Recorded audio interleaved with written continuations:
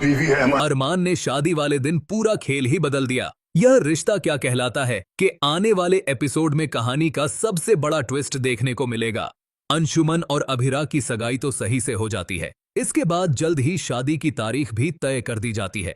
अंशुमन यह बिल्कुल नहीं चाहता कि शादी में ज्यादा देर हो, क्योंकि उसे अंदर से डर होता है कि जितनी देर होगी उतनी ही अरमान और अभिरा के फिर से एक होने की संभावना बढ़ जाएगी। इसलिए वो जल्दी से जल्दी अभिरा को अपनी दुल्हन बना लेना चाहता है। लेकिन शादी वाले दिन अरमान कुछ ऐसा करने वाला होता है जिससे सबके होश उड़ जाते हैं। जिस वक्त अभिरा दुल्हन के लिबास में सजी बैठी होती है, तभी अरमान चुपचाप उसके कमरे में आ जाता है।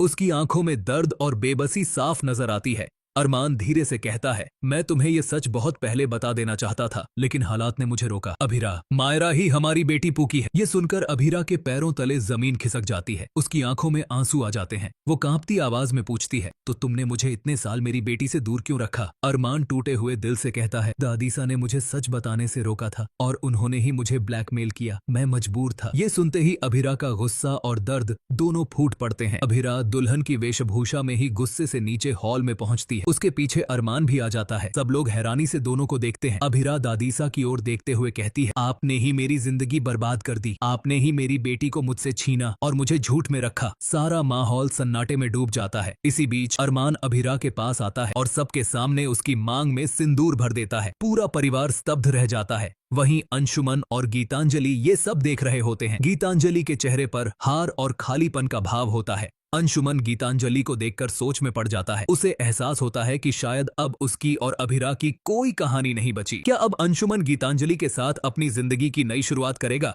या फिर कहानी में आएगा कोई और बड़ा ट्विस्ट? जानने के लिए देखते रहिए यह रिश्ता क्या कहलाता है हमारे चैनल पर।